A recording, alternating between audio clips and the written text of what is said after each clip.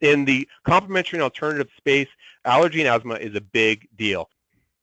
Our more recent study, we tried to kick it up a notch methodologically, and I'd like to thank my amazing team for helping with it. We looked at, again, online representations of how to diagnose and treat allergy and asthma. The four most popular complementary and alternative practitioners in Canada: chiropractors, naturopaths, homeopaths, and acupuncturists.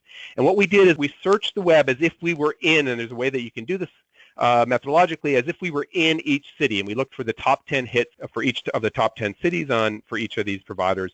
So we had a nice end. We had a final data set of 400. And what did we find? We found that the provision of services around allergy and asthma, very common in this space. So with naturopaths, over 80, I think it was 83%, had some mention on their website, so advertising about diagnosis, treatment, or discussion of the efficacy of a service around allergy and sensitivity. And with asthma, very high numbers also. You can see with acupuncturists, almost 70, with chiropractors, with treating asthma, almost 40%. So again, we were surprised at these numbers, to be honest with you. We didn't think it would be this dominant.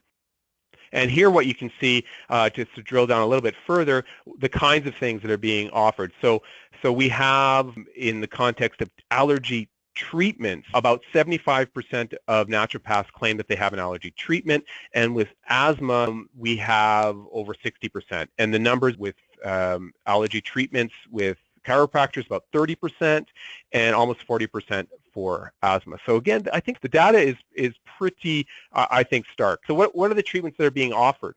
Now, we were lucky to have allergy expert was part of our writing team, Stuart Carr, so we went through all these things. But look, it's things like chiropractic adjustment, ionic foot baths, as I said before, homeopathy, vitamins and mineral injections. We're not talking, Bowen therapy. We're not talking about things that are very, from a scientific perspective, very robust, IV vitamin C, etc. So you can look down that list, and you can see these are almost all of them are of questionable scientific validity. Some of them are ridiculous, like homeopathy. Others, I think there's not a lot of good evidence to support them in the context of treating allergy and asthma. And it's important to note that these are often represented on the websites as efficacious, right? That's important to note. This is not like this is an experimental treatment. We're pontificating here. They're often represented as if they are efficacious.